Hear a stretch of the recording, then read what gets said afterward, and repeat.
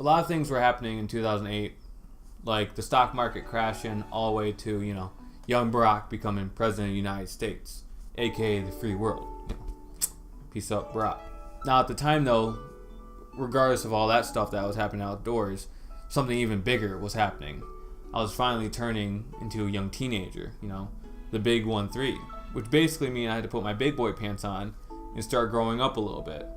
And by that, I mean I was finally able to play those PG-13 and rated M games that I wasn't allowed to anymore. Because let's be honest, in 2008, what else is a little brown boy supposed to do besides play video games all day? I was finally able to experience that true next-gen gaming. So like games like Halo 3, Far Cry 2, Assassin's Creed, the best Dark Souls to ever exist, Bleach Dark Souls, and of course, Deadliest Catch, Alaskan Storm. So this is not me, knocking that generation of gaming off whatsoever. No. That generation of gaming honestly gave me some of the best memories I've ever had.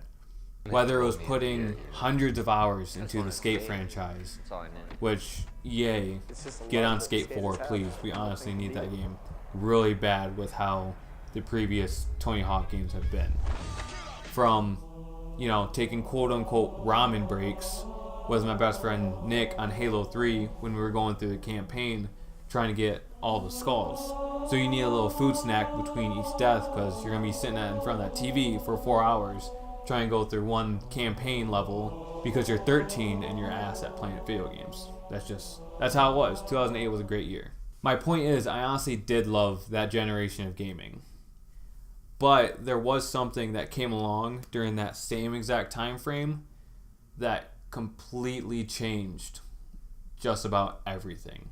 And that is video game emulation.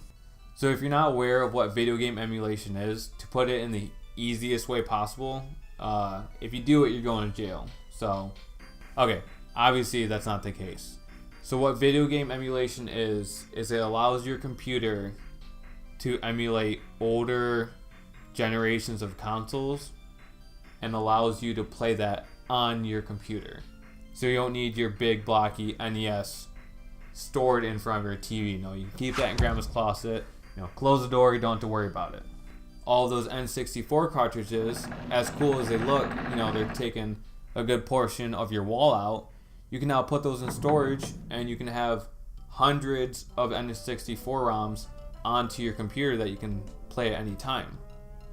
Now, mind you, at the time though, back in 2008, little brown boy me, these emulation programs, they were pretty buggy. I remember plenty of times where the textures were completely off while playing through Legend of Zelda. Or like there was plenty of rendering issues when I first boot up a game for, the SNES emulator. There were still problems with it, but regardless, the fact that you could play these on your laptop or computer at any time and didn't need to drag out all those physical copies and physical consoles was great. So this opened up a giant door for me.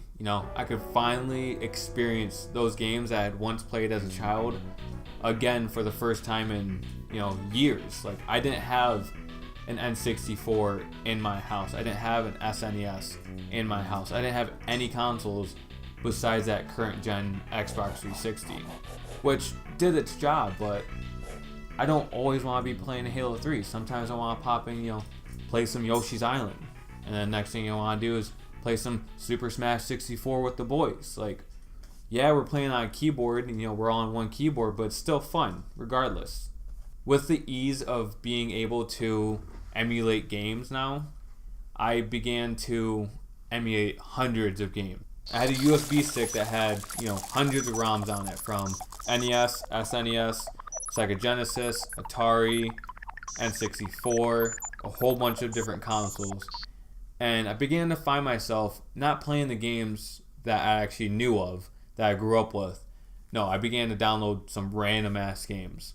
So now instead of playing games like Super Mario World, Sonic 3, Super Mario 64, Mario Party 2, I was playing these random ass games like Cruisin' Exotica, Rush 2000 whatever, Jet Force Gemini, and frickin' Base Monster 2000, the best game to ever grace the world Of course, right behind, Sega Bass Fishing. So what's even better about having the ability to, download these generations of games and gaming consoles, I guess, is the fact that it was free.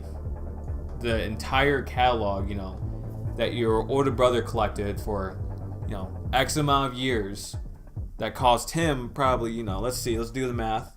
This console was $50, and then this game, because it's super rare, was probably like $150. This game, because it's semi-rare, was $75.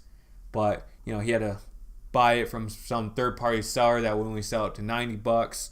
Then he had to buy all these rest of the games, which are cheap games, but I mean, $1 is $1.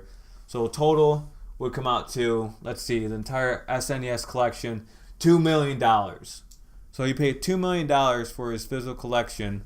Meanwhile, little brown boy USB me, the entire collection free with one trip to jail, because that's illegal.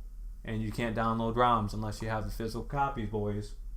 But on a real note, the fact that I was able to emulate, hundreds of games and experience this entire catalog of generations of gaming is really beautiful when you think about it.